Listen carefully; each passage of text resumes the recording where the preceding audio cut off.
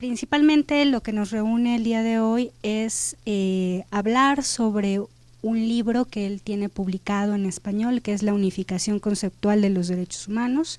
Tiene otras publicaciones en Estados Unidos, pero bueno, el día de hoy vamos a eh, abordar con él, que nos comparta eh, algunas nociones sobre este libro.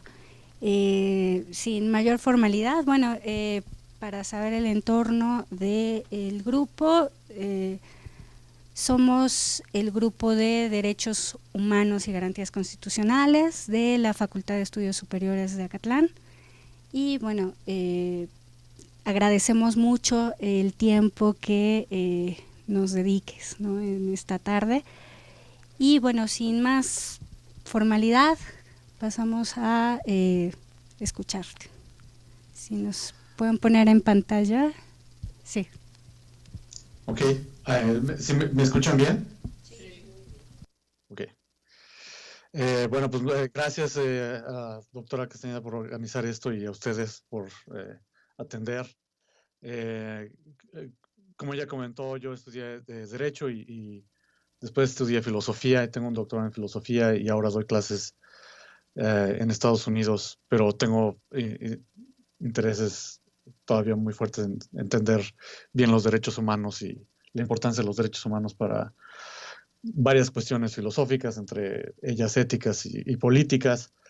Um, y lo que pensé sería lo mejor hacer hoy es platicar con ustedes eh, los temas centrales del libro y la relevancia que tienen algunos de los temas, sobre todo para la reforma del 2011 a la Constitución, que dice que los derechos son universales, interdependientes, indivisibles y que se debe tener un criterio de progresividad al enjuiciar cuestiones de derechos humanos. Y pues todas esas palabras son muy bonitas, ¿no? Lo que quiero explicar es de dónde, como cuál es la trayectoria teórica y como el fundamento legal y político para tener esos principios en la Constitución. Y dos de ellos los discuto en este libro, de la unificación conceptual de los derechos humanos. Uno es el de la unidad de todos los derechos humanos y el otro es el principio de irradiación. Entonces voy a platicar sobre esto y al final, si tienen preguntas o si quieren interrumpirme también, no hay ningún problema. Eh, con respecto a la historia, que es la primera parte del libro, eh, sin aburrirlos mucho, pues, o sea, saben que la historia de los derechos humanos viene de las teorías justnaturalistas, pero luego cambió mucho eso con cuestiones basadas en la Revolución Francesa, en donde la gente, bueno, los jurisconsultos empezaron a defender versiones de derechos humanos que no apelaban directamente al justnaturalismo clásico.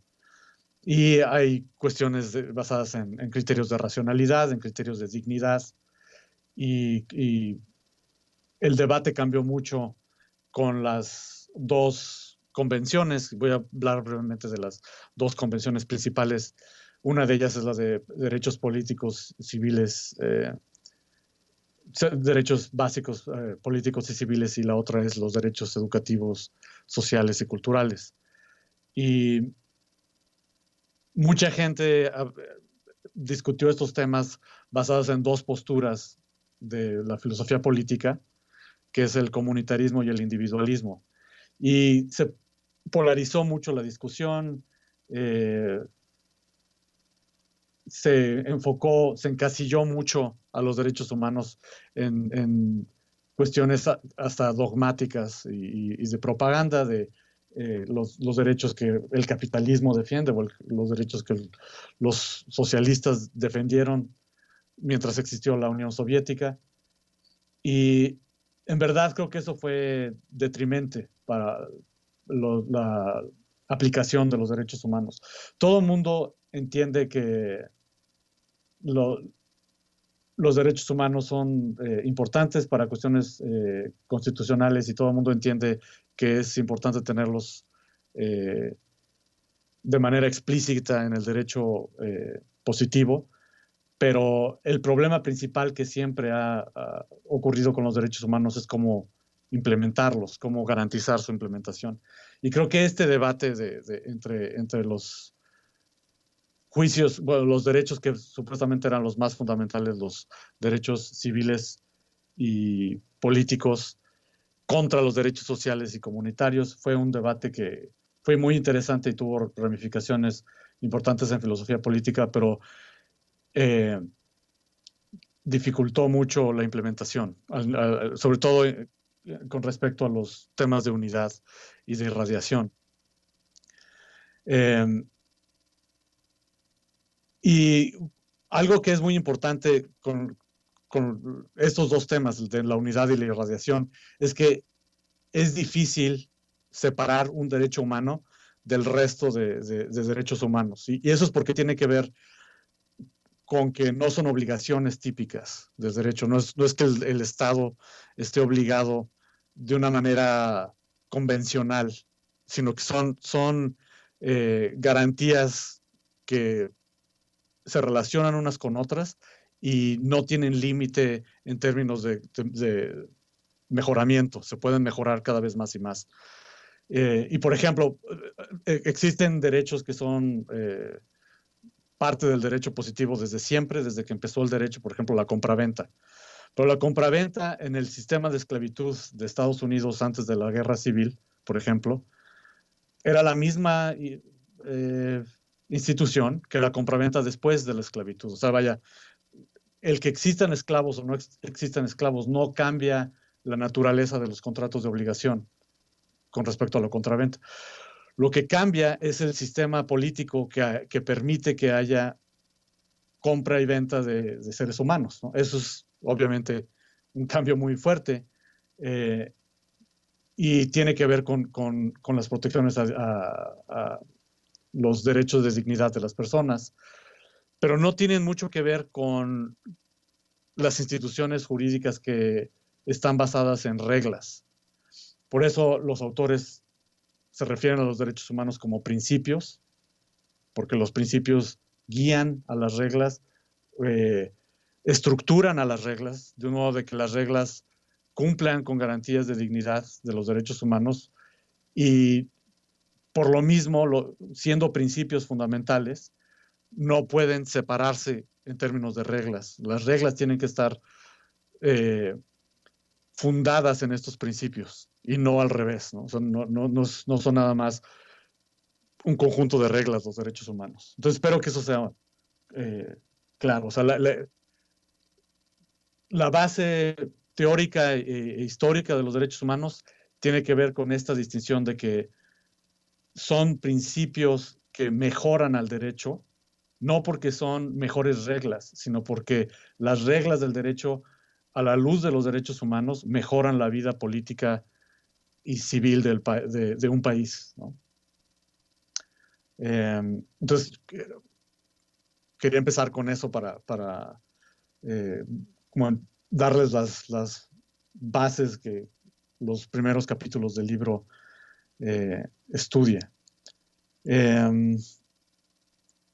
Entonces, basados un poco en esta idea de que los derechos humanos no son la obligación típica, por ejemplo, de una compraventa en donde una de las partes está obligada a entregar una mercancía y la otra parte está obligada al pago.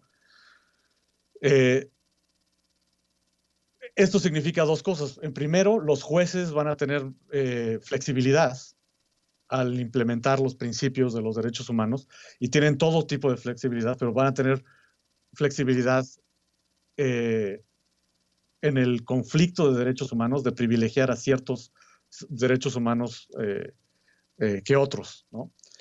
Y obviamente hay derechos humanos que son mucho más fundamentales en términos de posibilidades de realización de la vida de una persona con dignidad. Por ejemplo, la vida o el no ser torturado son derechos que casi todo el mundo entiende como de lo más fundamental.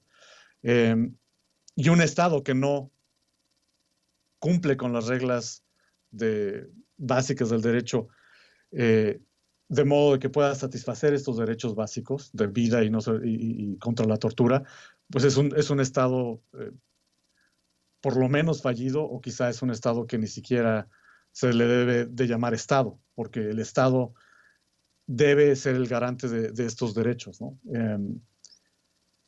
Y es importante repetir, no porque sea simplemente una obligación del Estado, no es nada más una cuestión en donde el Estado puede decir ya no quiero estar obligado, sino porque es la razón básica de la existencia del Estado, el que el sistema de derecho garantice la vida y las necesidades más básicas, políticas y civiles y sociales de los sujetos de derecho.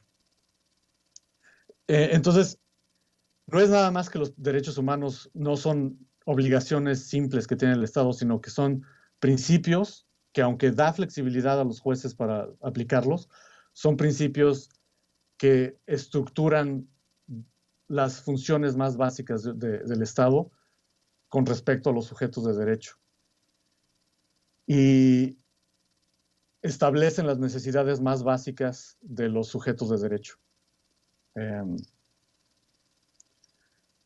Y varios autores han tratado de explicar esto en términos de necesidades.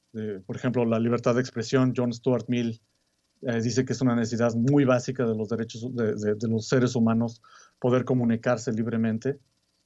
Y pues, basado en una teoría de necesidades, la vivienda puede ser también un derecho básico, pero obviamente la vivienda no va a ser un derecho básico si el derecho a la vida y a la tortura no se pueden garantizar. Esta interrelación entre los derechos humanos es algo que también le da flexibilidad a los jueces y complica mucho su implementación, pero es algo que no depende o no debe depender de cuestiones ideológicas. Es algo que tiene que ver con qué tipo de visión tiene un Estado sobre los sujetos de derecho que el Estado protege. Y en ese sentido, los derechos humanos son una condición necesaria para la legitimidad del Estado. Entonces, toda esta cosa que dije al principio es una forma complicada de decir, no son solo principios de implementación o de interpretación del derecho y principios que guían la implementación de normas, sino que también son condiciones necesarias de la legitimidad del Estado. Entonces, un Estado que no cumple con los derechos humanos es un Estado ilegítimo, que no debe... si uno lee, por ejemplo, a John Locke, es un Estado que no tiene autoridad legítima. Precisamente porque hay flexibilidad en el control judicial y en la interpretación judicial de cómo implementar a los derechos humanos, es muy politizada la implementación de los derechos humanos. Y entonces eso hace muy difícil que se apliquen. Y entonces por eso es muy importante que haya explicaciones más claras de qué significa que los derechos humanos son una unidad conceptual o son una unidad básica de garantías. Y por otro lado, ¿qué significa esta tesis de que irradian al sistema normativo y al sistema de control y sanción de las actividades humanas? No sé si quieren hacer alguna pregunta o sigo platicando. Voy a pasar a la parte de explicar un poco más la unidad y la irradiación, pero no sé si tengan alguna pregunta de esta parte más fundamental, teórica, básica. Y si no, pues yo sigo. Adelante, adelante. Ok. Bueno, entonces, si eso es claro, hay muchas cosas que son claras. Por ejemplo, Robert Alexy separa a los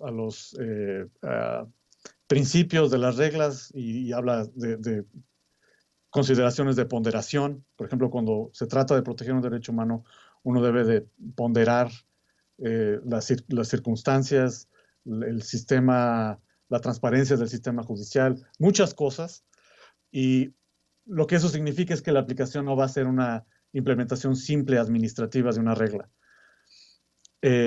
esta cuestión de la ponderación y de la unión de los principios que garantizan la dignidad de la vida de los sujetos de derecho es un modo de explicar la unidad de los derechos humanos. Entonces, todo el derecho positivo, todas las reglas positivas administrativas, el modo de interpretación, las reglas de interpretación que deben seguir los jueces, el modo en que la Constitución gobierna a todas las leyes del país, todo eso encaja muy bien con la idea de que los derechos humanos no son reglas simples de aplicación, sino que son las guías más básicas para la implementación del derecho. Y como guías más básicas, no se pueden entender de modo separado. No pueden dividirse y divorciarse de un modo en el que un país protege mucho la libertad de expresión y mucho la vida de las personas, pero no protege para nada la dignidad de las personas, no les da educación, no les da modo de mejorar su vida. Tiene un sistema penitenciario que controla a cierto tipo de gente en contra de otro. Entonces no es posible ser súper bueno en la garantía de un solo derecho humano y ser terrible en los demás, ¿no? O ser súper bueno en muchos derechos humanos y realmente ser criminal cuando se trata del derecho a la vida y el derecho a no ser torturado. Entonces, este balance tiene que ver con que la dignidad humana no se puede separar en grupos, ¿no?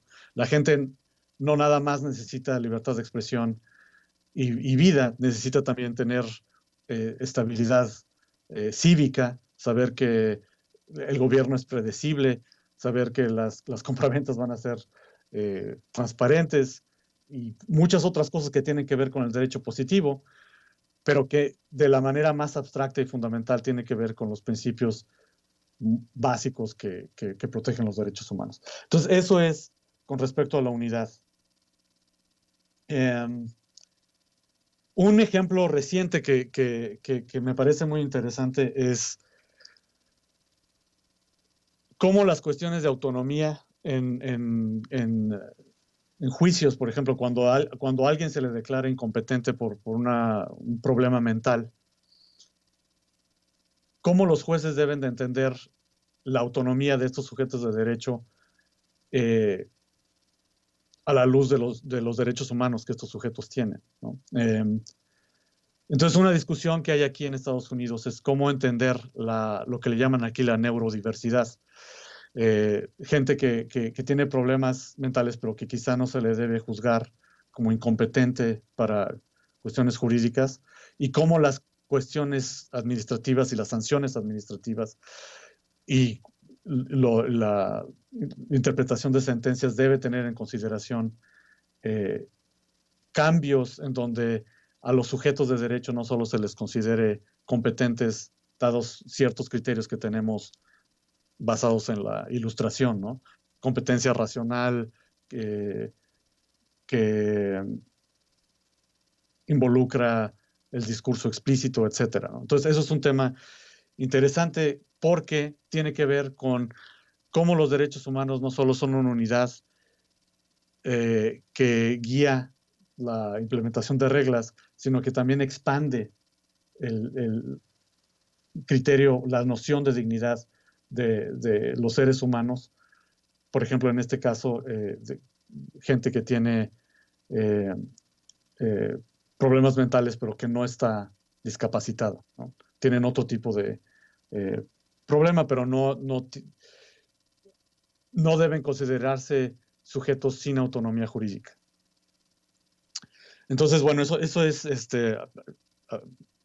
no sé si luego tengan preguntas con respecto a la unidad.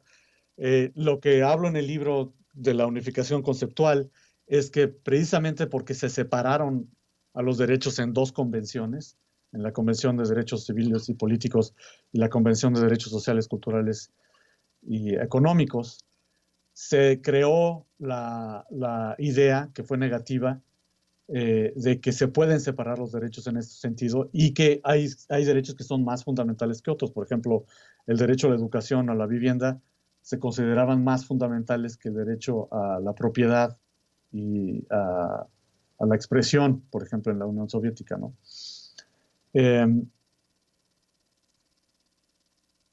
Creo que algo muy positivo de entender a los derechos humanos como principios y que tienen que ser estudiados con criterios de ponderación, es que estos principios no pueden separarse de ese modo, ¿no? Entonces, espero que ese punto ya esté claro.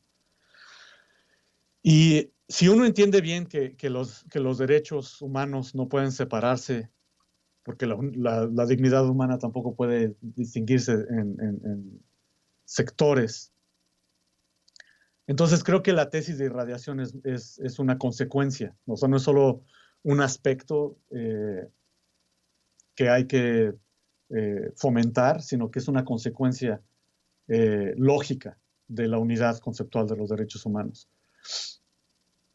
Y de lo que se trata de la irradiación es, y tiene que ver con cómo los derechos humanos deben entenderse en un esquema progresivo, en donde la libertad se debe expander y la dignidad humana debe expandirse, no solo controlarse en términos de controlar al Estado. Y entonces la irradiación de lo que se trata es que no solo son los jueces y los operativos del derecho y los administradores que controlan los modos de sanción estatal, sino que todo el contexto político de un país debe,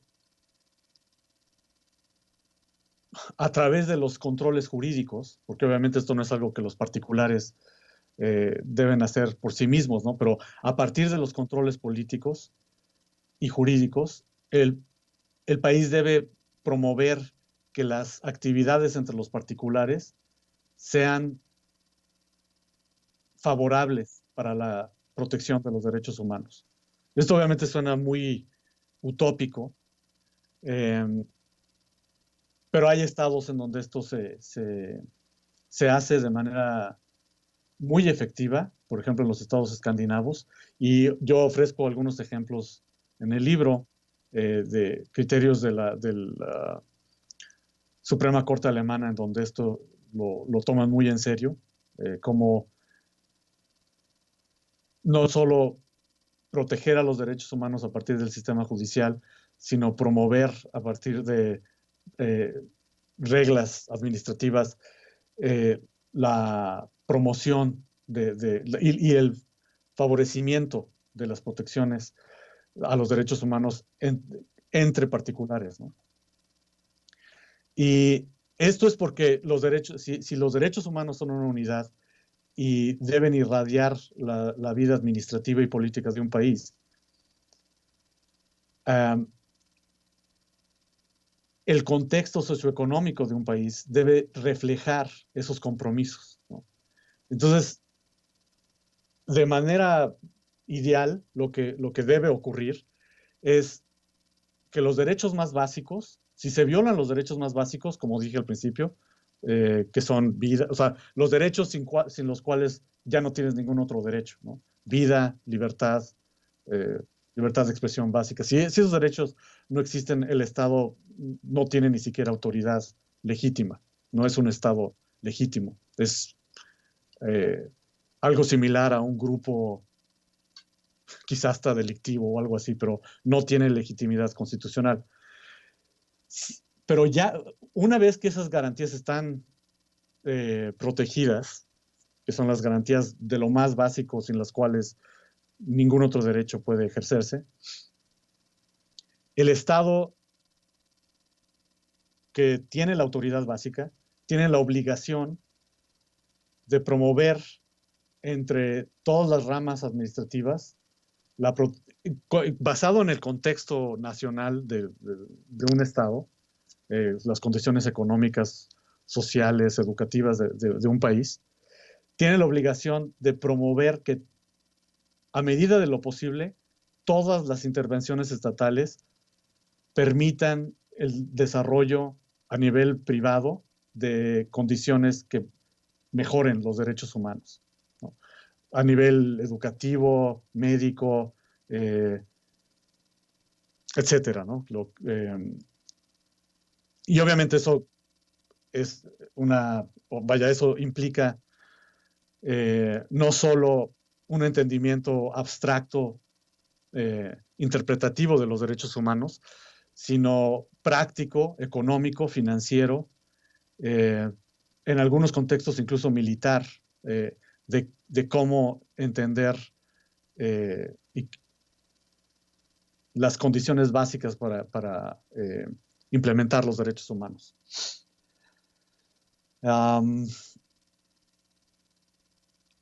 También, eso es en cuanto a estas dos cuestiones de la unidad y de la irradiación. Y lo que realmente quiero explicar no es nada más de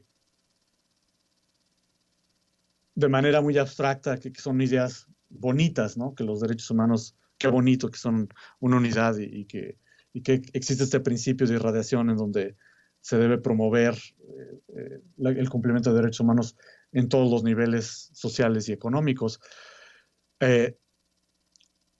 Sino el punto principal es, puede aclararse mucho qué es la unidad y la irradiación si se entiende a la dignidad humana de un modo indivisible, ¿no? Entonces, esta noción de que los derechos humanos son indivisibles y son una unidad tiene que ver con que la dignidad humana es indivisible y debe protegerse como una unidad, ¿no? Y que los problemas que presentan la aplicación efectiva de los derechos humanos, cuando son entendidos como problemas abstractos judiciales, se genera la situación en donde hay una separación total entre lo que dice la Constitución y lo que ocurre en un país, ¿no?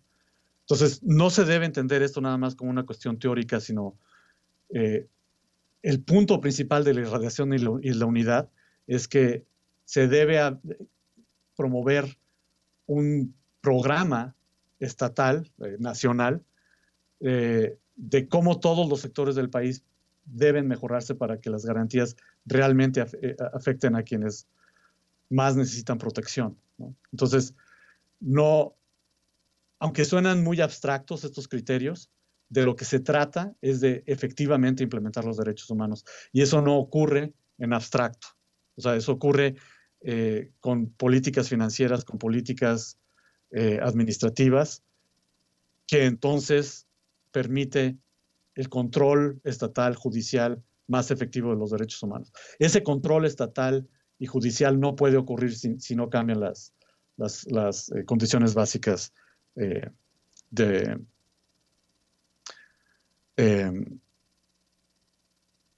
economía y educación en un país. Entonces, aunque es claro que en las dos convenciones internacionales, la de derechos civiles y políticos y la de derechos económicos, culturales y sociales, se da prioridad a ciertos derechos sobre otros, lo que debe ocurrir es, primero, proteger los derechos sin los cuales ningún otro derecho puede ejercerse, y segundo, crear las posibilidades para que los derechos sociales realmente tengan impacto en la protección de la dignidad de las personas y no sean simplemente un criterio abstracto de evaluación. Y obviamente esto es un proyecto, ¿no? Esto es un problema muy difícil.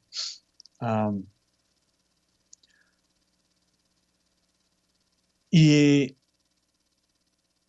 algo que es interesante es qué pasaría si en un estado solo se tiene a los derechos humanos como una abstracción que jamás realmente se protege, ¿no? Un punto fundamental de derecho, de filosofía política que ya mencioné, es que muchos autores considerarían eso como la falta de legitimidad del Estado, ¿no? Otro problema es que un Estado en donde existe esta discordancia, esta separación entre lo que dice la ley fundamental y la realidad judicial y política de un país. Es un estado en donde muchos otros problemas van a ocurrir, donde, por ejemplo, las autoridades administrativas no van a tener sistemas de transparencia que afecten a otros sectores administrativos, donde los sistemas policíacos no van a tener controles de transparencia que afecten a otros sistemas de control policíaco y de control de la violencia. Entonces, este es otro sentido en donde los derechos humanos no deben solo ser una abstracción, porque el progreso de la vida política jurídica de un país depende de que no existe este divorcio total entre lo que dice la ley fundamental y lo que ocurre en la práctica nacional, ¿no? Yo creo que ningún estado es perfecto con respecto a este problema, y en ese sentido en que los derechos humanos son un proyecto, ¿no? No son, y eso también, de nuevo, los separa tajantemente de las reglas, ¿no? Las reglas se obedecen y generan obligaciones concretas que son muy fáciles de entender. Está el Código Civil, el Penal. Todos estos códigos tienen estas reglas que son muy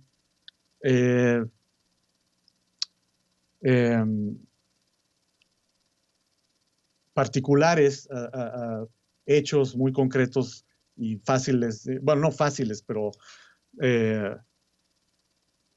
identificables de maneras más simples que este proyecto de derechos humanos, que es una cuestión mucho más compleja, pero que lo que estoy tratando de decir es mucho más importante que el entendimiento de estas reglas en los códigos.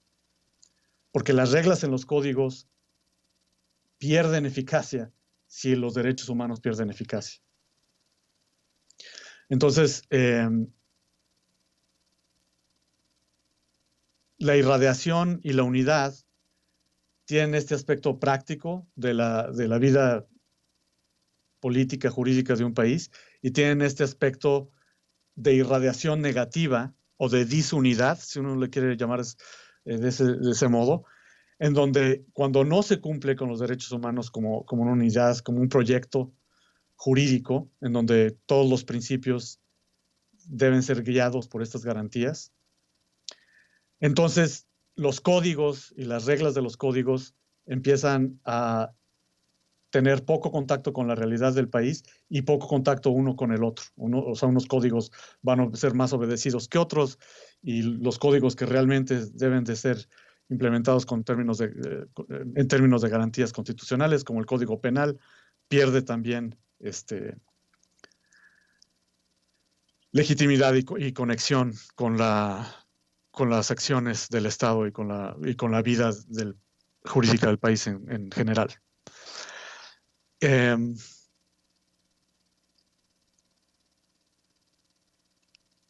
¿Qué tipo de proyecto es el proyecto de los derechos humanos? Porque,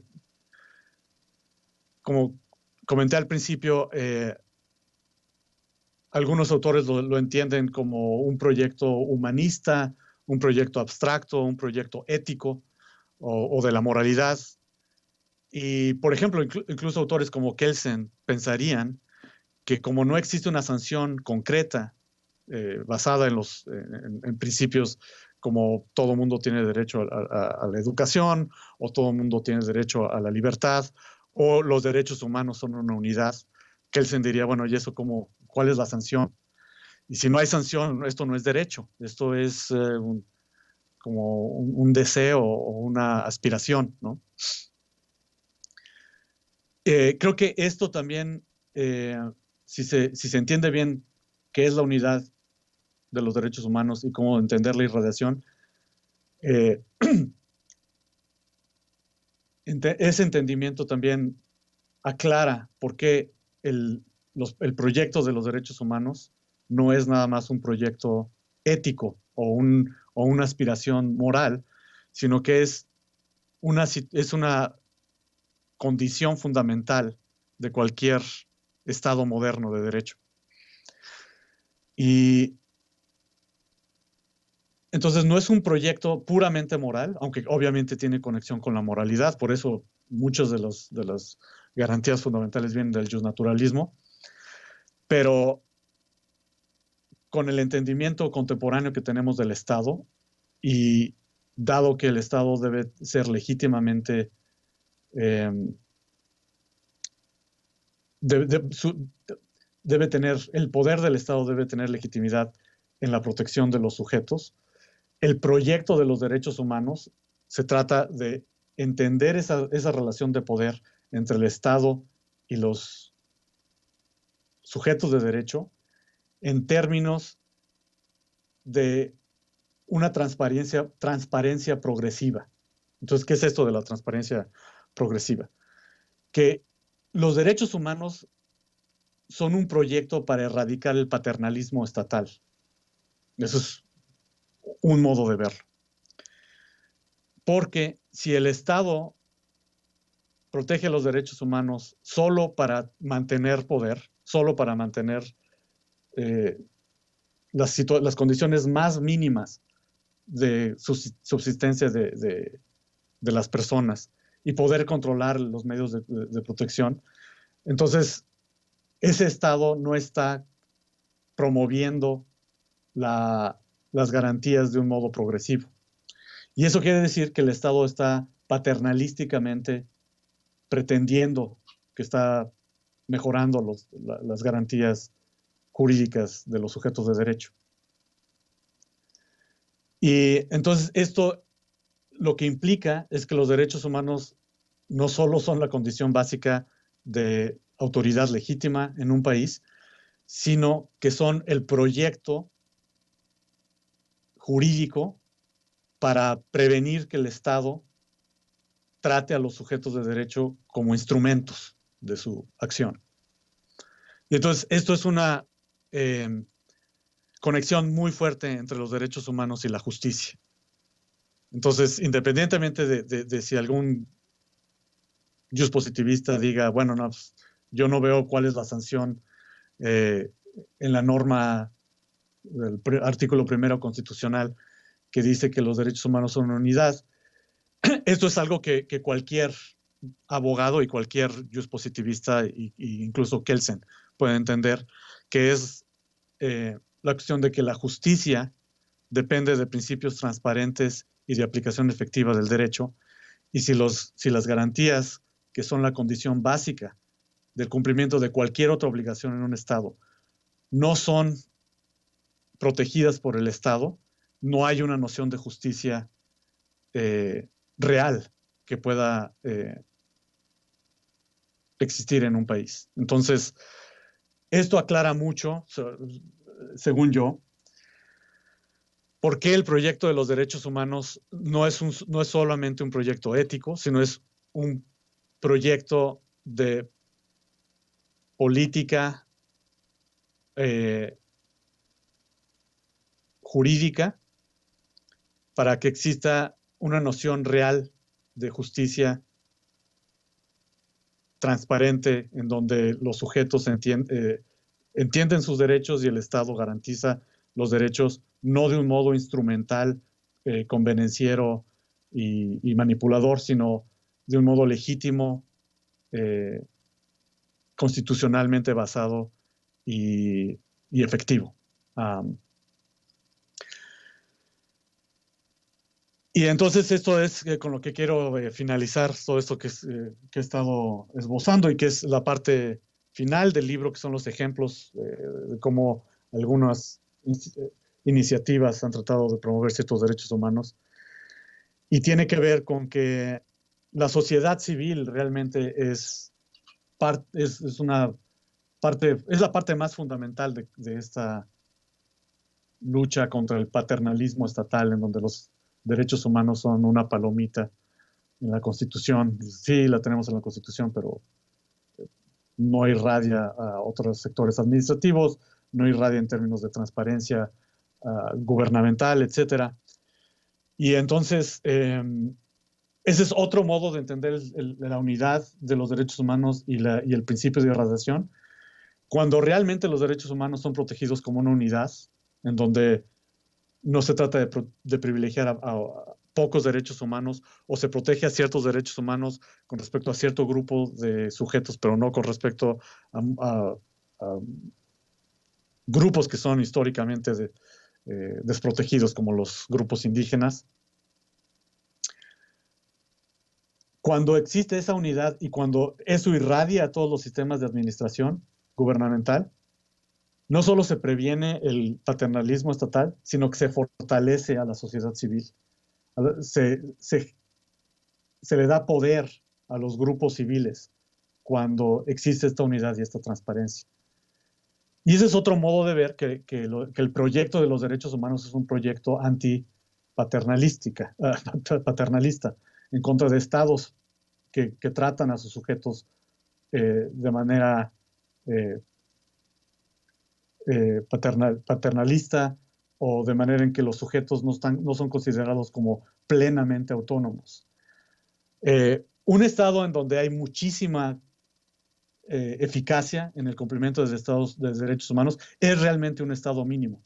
Es realmente un estado en donde la sociedad civil juega un papel mucho más importante que el estado mismo, y en donde la sociedad civil genera las condiciones para que los jueces y para que los sectores administrativos cumplan realmente con los derechos humanos, porque los controles de la sociedad civil tienen un impacto más fuerte en la vida, en las instituciones estatales, que en estados en donde esto no existe, ¿no? Entonces, con eso quiero concluir. Obviamente, una cosa final que quiero decir es, el proyecto de los derechos humanos, como este proyecto en contra de la... que es un proyecto histórico, ¿no? Primero, la forma más brutal de paternalismo fueron las monarquías, y esto ha cambiado mucho, pero el Estado, en muchos lugares, el Estado es paternalista en el sentido de que los derechos humanos son una abstracción que guían las acciones de los jueces, pero de manera muy abstracta, ¿no? Entonces, el proyecto de los derechos humanos entendidos como unidad y basado en el principio de irradiación, y que tiene como consecuencia el fortalecimiento muy real de la sociedad civil y la conexión con el Estado a partir de principios muy transparentes, o de actividades muy transparentes, no es un proyecto de generar más bienestar, o también entendido de manera muy abstracta, o de que todos seamos más felices, sino que tiene que ver con cuestiones muy básicas de entender qué debe ser el papel del Estado, dados ciertos principios jurídicos. Si eso genera bienestar y todos somos más contentos y hay menos guerras y todo el mundo es más amable, eso será una consecuencia secundaria que ojalá y pase, pero eso no es el proyecto principal de los derechos humanos. El proyecto principal de los derechos humanos es controlar al Estado, controlar a las decisiones judiciales, regular a la vida jurídica de un país, de modo de que los principios de legitimidad jurídica que legitiman a todos los códigos que contienen las reglas y principios legales de un país, que ese principio de legitimidad realmente sea válido.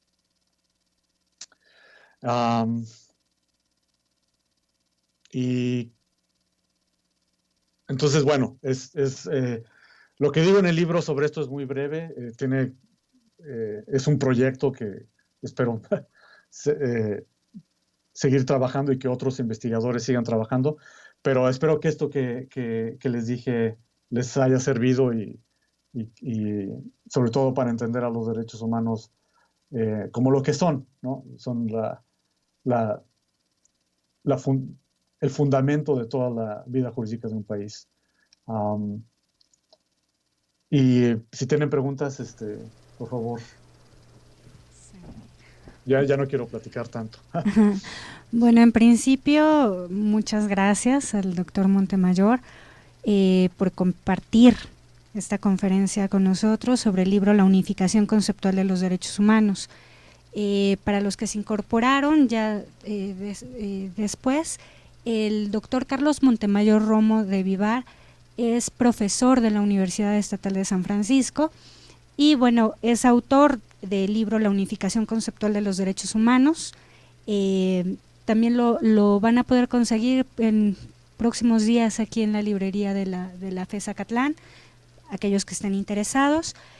Y bueno, no sé si tengan alguna pregunta. Yo quisiera hacer algunos comentarios en torno a la conferencia del doctor Montemayor. Particularmente nuestro curso lo podemos ligar de manera muy estrecha con la unidad 1 y 2.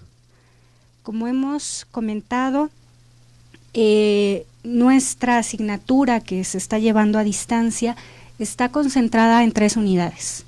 Y justamente la conferencia que de manera magistral nos ha compartido el doctor Montemayor engloba muy bien lo que es la primera parte, pero muy ligada también con lo que es la segunda unidad. Sobre todo para nosotros en 2011 va a haber un cambio constitucional muy importante que incorpora, entre otros elementos, los principios de universalidad, interdependencia, indivisibilidad y progresividad, que se conectan de manera muy estrecha con los conceptos que ha manejado el doctor, este concepto de unificación conceptual de los derechos humanos. Vale la pena destacar que bueno, el doctor Montemayor trabajó este tema desde hace varios años, ¿no?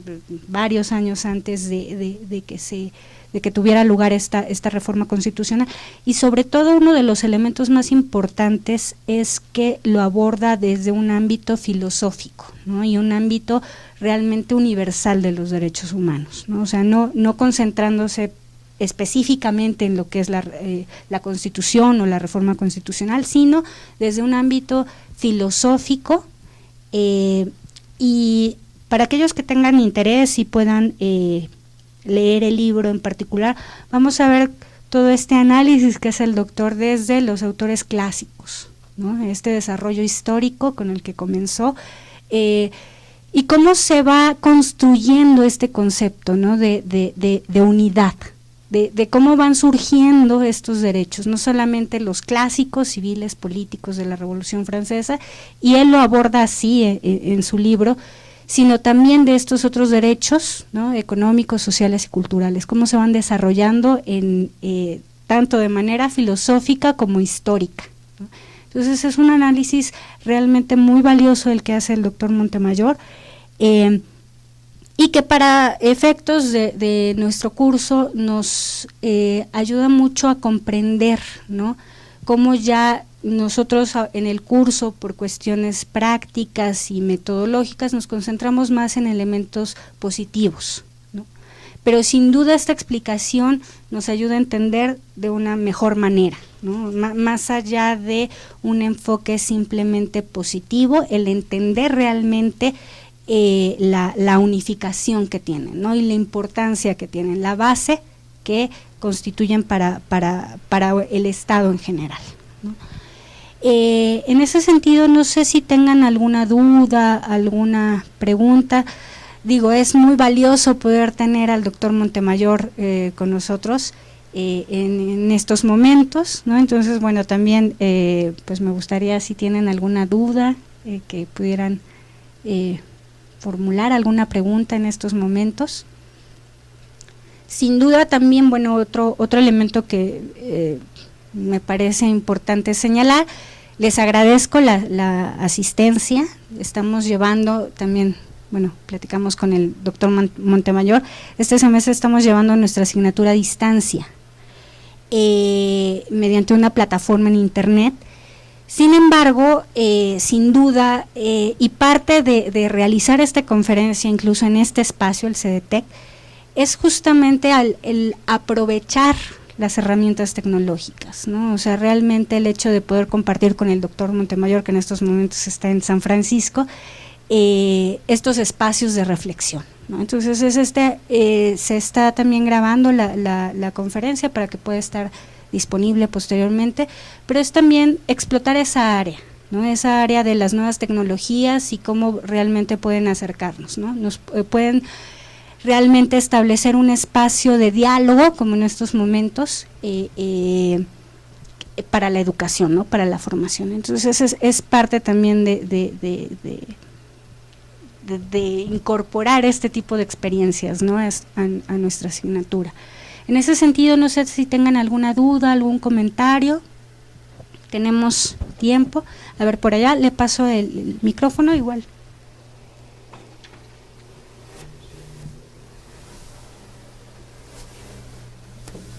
Gracias, muy amable. Buenas tardes, doctor. Gracias por darnos esta gran conferencia. Yo sí tengo una pregunta. Mire, en nuestra Constitución es muy clara y dice que el Estado tiene cierta responsabilidad para darnos nuestros derechos humanos. Y bueno, es un tratado internacional. En este caso, Estados Unidos, ¿cuánto ha avanzado con respecto a este tratado? ¿Estados Unidos en particular? Sí, sí. O sea, referente, pues nosotros apenas estamos de 2011, Estados Unidos tiene más tiempo. ¿Cuáles han sido sus avances? Bueno, Estados Unidos, la Suprema Corte de Estados Unidos ha tenido decisiones muy influyentes y muy atinadas. Y hasta hace poco la Suprema Corte de Estados Unidos sigue siendo un estándar de rigor interpretativo judicial que muchas otras cortes, incluidas varias cortes latinoamericanas, toman en consideración. Es una corte que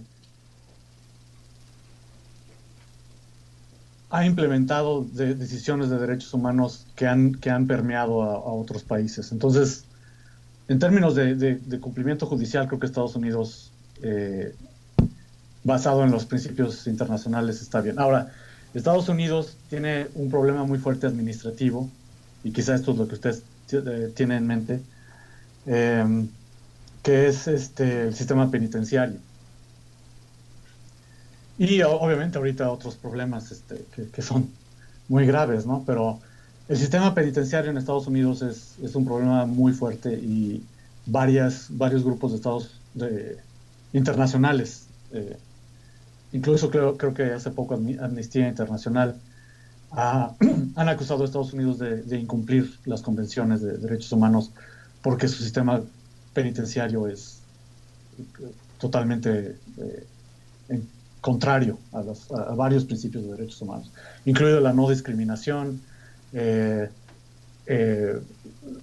la prohibición en contra de la tortura durante la administración de Bush, la prohibición contra la detención arbitraria con todas las bases militares que tienen y las prisiones secretas. Y entonces, cuando Estados Unidos ha violado estos derechos, los ha violado de una manera muy radical y muy grave, ¿no? Y precisamente porque varios países han seguido el ejemplo de Estados Unidos en el cumplimiento de otros derechos. Por ejemplo, la protección a la libertad de expresión en Estados Unidos es internacionalmente reconocida como una de las más efectivas. En otros casos las violaciones han sido bastante flagrantes, ¿no? Entonces, y esto tiene que ver con por qué es malo que unos derechos se protejan mucho y de maneras muy efectivas y otros derechos se violen de manera muy flagrante, ¿no? Entonces, porque eso genera desconfianza. Entonces, mucha gente ya no tiene confianza en Estados Unidos como estándar de cumplimiento de derechos humanos. Y creo que algo que afectó muchísimo fue lo que hicieron durante las guerras de Irak y Afganistán. No sé si esto ayude a responder su pregunta. Con respecto a México,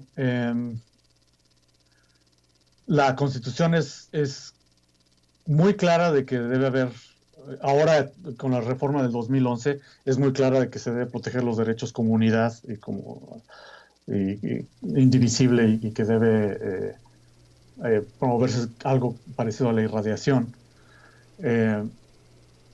Pero creo que un problema muy, muy grave es que ni siquiera el sistema judicial puede transparentemente hacer esto, ¿no? Creo que en ese sentido Estados Unidos está un poco mejor, porque el sistema judicial es más robusto, más transparente y menos susceptible a influencia política, aunque también hay problemas, obviamente. Entonces no sé si eso ayude a responder su pregunta. Sí. Bien. Hay bueno y malo, como en todos lados. ¿Alguien más que tenga alguna duda, algún otro comentario? A ver, vamos bien de tiempo. El ponente, ¿cómo va de tiempo? ¿Sí estamos bien? Hay 2 preguntas más por aquí. Buenas tardes, doctor Carlos. Gracias por la conferencia. Gracias a ustedes. Desde la perspectiva que usted plantea, desde esta perspectiva filosófica, cuando un Estado no cumple con los derechos que se plantea proteger, ¿hasta qué punto puede, por ejemplo, pongamos el caso de Estados Unidos, recibir protectorado, ayuda, apoyo de otro Estado que igualmente no cumple con los derechos humanos con los cuales dice proteger? El caso de Estados Unidos y México es bastante concreto, donde no se protegen las garantías inherentes a las personas y se infiere tanto en procesos electorales, procesos migratorios, procesos de los cuales el Estado debería hacerse cargo por sí mismo. Uh-huh. ¿Cuál sería su postura respecto a esto? ¿Sí tiene la legitimidad un Estado para interferir o para sugerir estas modificaciones, o simplemente debería continuar trabajando bajo su régimen o sus derechos? Esa es una muy buena pregunta. Cuando hubo el conflicto fuerte entre la Unión Soviética y los Estados Unidos, el conflicto al nivel jurídico fue exactamente sobre la pregunta que estabas haciendo, porque la Unión Soviética mantenía que, dada su constitución y dada su visión de los derechos humanos, lo que estaba haciendo Estados Unidos era violentar el nivel, la protección jurídica de los derechos humanos a nivel internacional, por promover derechos que ellos consideraban extremadamente individualistas y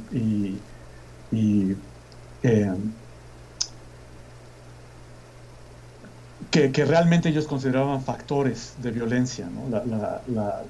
La protección de la propiedad privada es, en muchos casos, una de las razones que existen para justificar guerras y oprimir a la población, etcétera, ¿no? Entonces, lo que ellos debatían era que los derechos humanos no deberían de ser vistos a través del filtro de la Convención de Derechos Políticos y Civiles, que es la convención que Estados Unidos consideraba la más importante, ¿no? Y ellos acusaban a la Unión Soviética de violar el derecho a la propiedad, que muchos autores, y estos no solo son autores estadounidenses, son autores de todo tipo, mucha gente considera el derecho a la propiedad uno de los derechos más fundamentales que tiene una persona.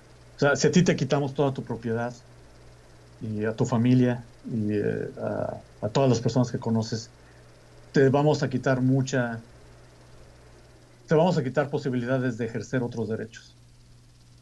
Y entonces para los Estados Unidos esto era una cosa muy, muy importante, que en la Unión Soviética ese derecho no se cumplía y bueno, no había propiedad intelectual, y los cumplimientos de los derechos civiles, por ejemplo, las detenciones arbitrarias, eran notorias en la Unión Soviética. Entonces, era un conflicto realmente interesante porque, según Estados Unidos, por cuestiones de jus cogens, que son obligaciones internacionales que todos los estados, parte de las Naciones Unidas, deben cumplir, se podría justificar la intervención en un estado si hay violaciones graves contra el jus cogens. Por ejemplo, casi todo el mundo justifica la intervención militar si hay violaciones basadas en el derecho a no ser torturado y el genocidio. Pero esas son excepciones. Casi nadie justifica intervención militar en un estado para protección de derechos humanos, precisamente porque el contexto político de un país es muy distinto.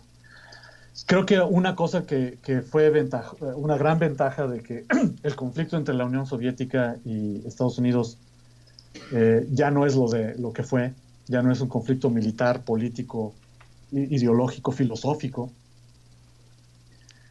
Una de las ventajas es que en países como los países escandinavos ya no existe esta dicotomía de que se debe privilegiar a los derechos sociales y comunitarios o a los derechos políticos y civiles. Se pueden proteger a los dos.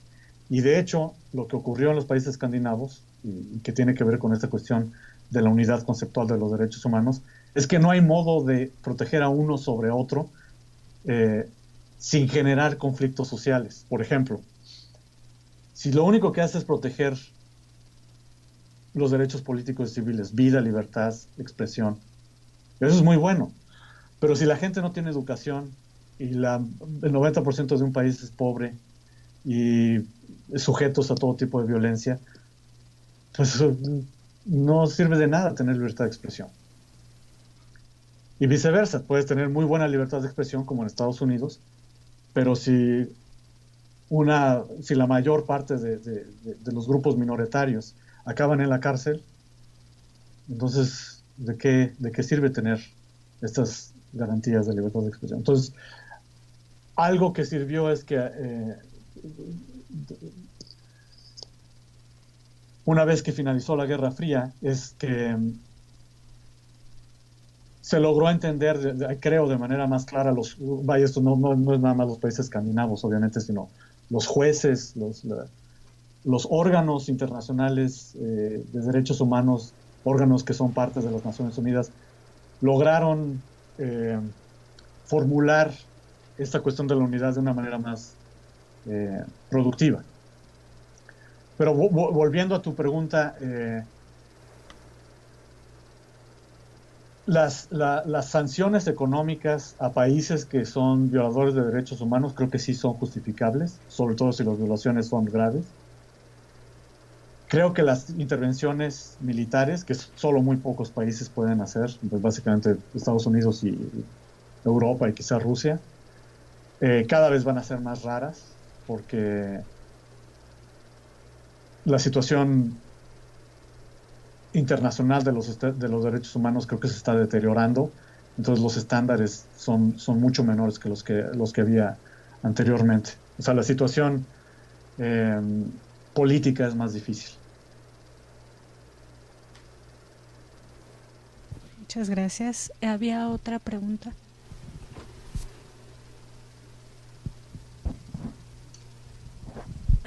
Gracias, buenas tardes. Sí, buenas Doctor tardes. Carlos, muchas gracias por la conferencia. Mi pregunta va en relación justamente a esta implementación constitucional. ¿Cuál es la visión del extranjero, en su caso su posicionamiento mexicano residiendo en Estados Unidos, en cuanto a esta implementación 2011, 7 años, y sigue siendo que, bueno, el gobierno, hay desapariciones forzadas, una ley de seguridad interior, investigaciones de periodistas, y pues nuestro gobierno sigue siendo incapaz de garantizar y proteger estos derechos que ya están consagrados en nuestra Carta Magna? La pregunta concreta es esta: ¿el Estado extranjero pues sigue viéndonos como una parte de que solamente tenemos leyes maquilladas? ¿O cuál es la visión que tienen realmente de México? Bueno, la visión, porque esta parte de tu pregunta es más algo que puedo responder de manera más rápida. La visión es que está en un estado muy deplorable la cuestión de justicia en México. O sea, varios grupos de derechos humanos como Amnistía Internacional están totalmente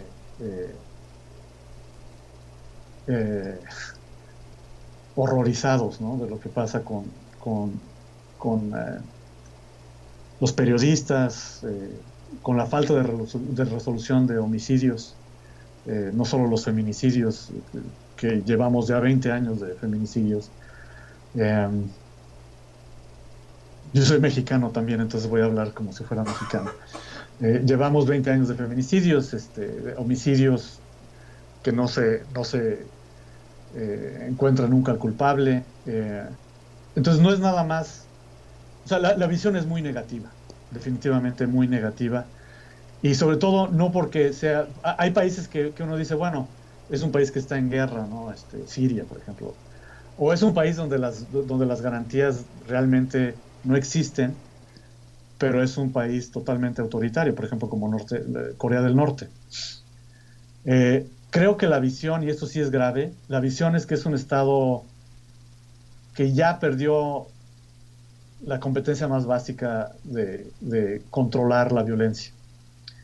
Y lo que eso significa es que ya la preocupación no es tanto de si el sistema judicial va a ser capaz de obedecer las normas, sino la preocupación es si el Estado tiene la capacidad de controlar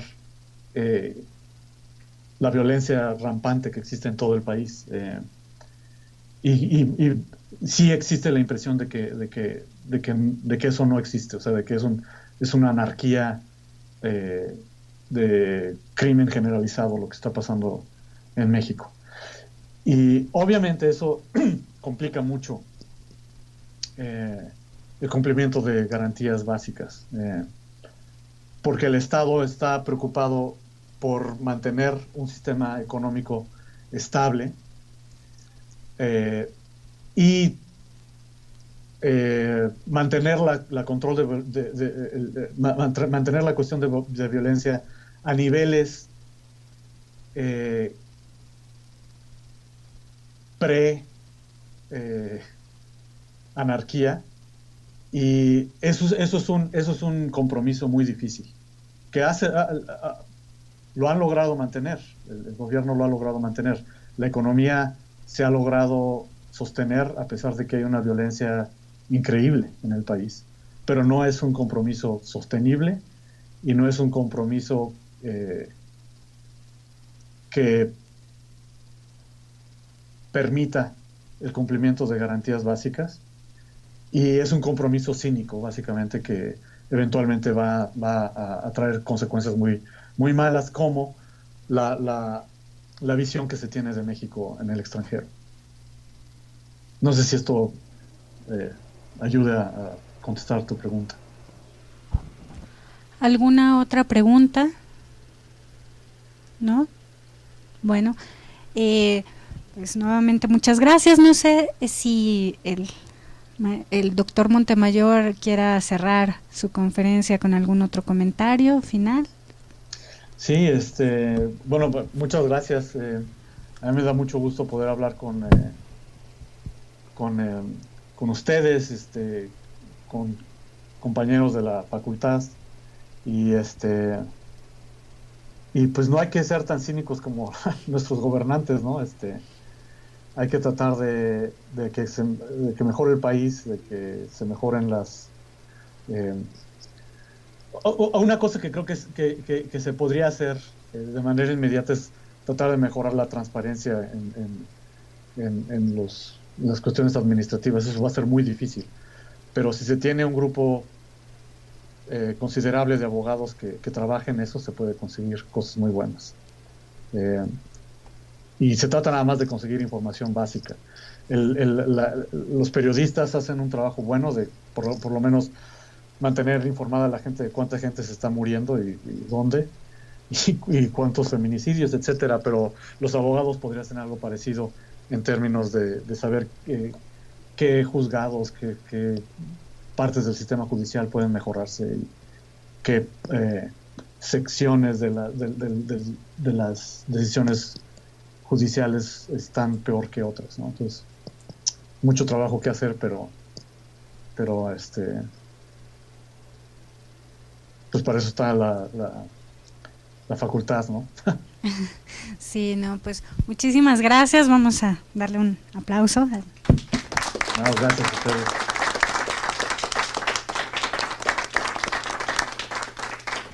Espero que no haya sido muy filosófico y muy elevado.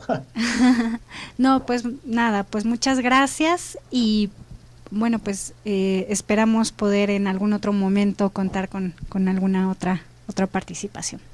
Sí, yo encantado. Bueno, pues muchas gracias y pues bueno, estaríamos ya terminando la sesión del día de hoy. Muchas gracias a todos. Gracias.